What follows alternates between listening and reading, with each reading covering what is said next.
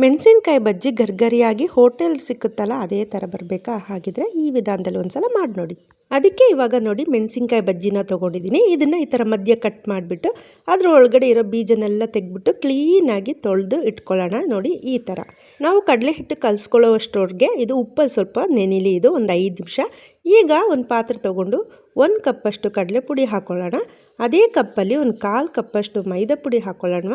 ಆಮೇಲೆ 1 ಸ್ಪೂನಷ್ಟು ಅಕ್ಕಿ ಪುಡಿ ಗರ್ಗರಿಯಾಗಿ ಬರೋದಕ್ಕೆ.